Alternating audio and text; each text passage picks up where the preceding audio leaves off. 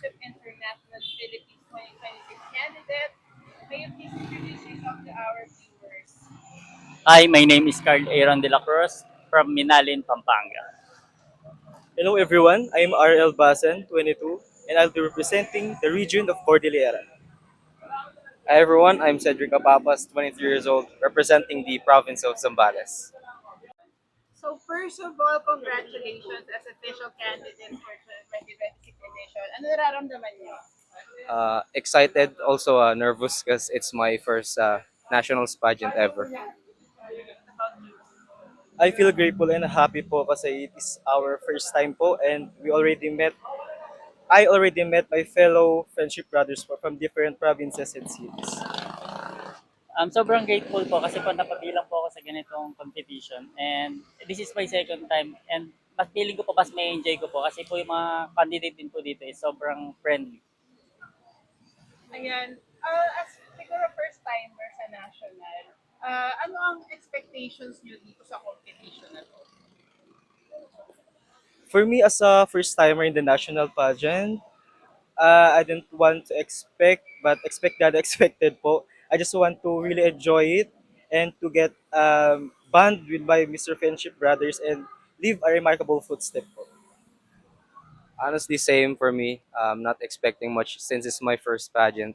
I really just want to enjoy the experience, experience the competitiveness, friendly rivalry, but also still enjoy the camaraderie with my fellow candidates. So nasabi ko nga po kanina, this is my second nationals po. And yun nga po, sabi ko po, parang mas may enjoy ko po to kasi po nakikita po sa mga candidate dito na sobrang friendly po nila. Gaya na lang po na sa may pangalan, Mr. French. Nung na-release kayo or in-announce na mga official candidate kayo, online pa lang, wala pa nung araw before this day, ha? Ano may nagbago ba? Dumami ba followers? Dumami ba ang tumatawag sa inyo, baby ko yan? Ganon.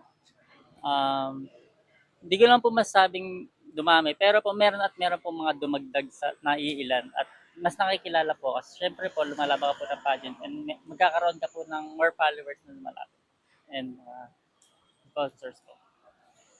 For me, yes po, indeed, mas dumami po yung followers ko, my supporters because of our media po. Yun po. Na nagpo-promote po sa amin as a candidate. And I'm truly grateful po doon. And keep supporting Mr. Friendship International Philippines Cordillera. For me po, not much. Pero I don't know if it's because of this pageant. Pero there's definitely been some followers na nadagdag sa social media accounts ko. Ayan.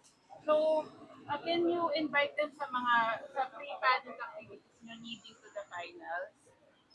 Pre-pageant So, activities. sa kailan, anong event, saan? Okay, so I hope you guys watch our preliminaries first on August 7th. Yes, 7. That would be Friday and also the finals which is August 9. So Sunday yun na Sunday. Hope you tune in. May alam ko may live po so makakanood kayo from anywhere in the world. So I hope you support us. Anong gaganapin yung meetings? Sa Laguna. Magaganap po yung prelims namin sa McCoy's Farm, Laguna po, which is August 7. And then, ang coronation is August 9 po. From Quezon City, Matrix. So dagdag ko na lang din po, bukas pa magkakaroon po kami ng fashion show and hindi ko lang po alam saan yung magiging venue nila. Laguna pa rin. Ay Laguna pa rin. Sana po supportahan niyo po kami at panoorin niyo po kami sa mga live po ng Mr. Friendship. And maraming salamat po sa inyong support. And see you there if pupunta po kayo. And syempre, may Sis Protect Voting. Invite mo nga sila to vote for all. Sana po iboto niyo po kami sa Sis Protect Voting para po makatulong po na makapasok po sa top 15. Alright. Thank you so much once you so again. much. Our Thank you so Mr. much. Friendship International Philippines 2026 candidate from Minalin, Pampanga, Cordillera. Cordillera region, and Zambales. Zambales. And good luck and see you on the final second August 9. Thank you po. See you.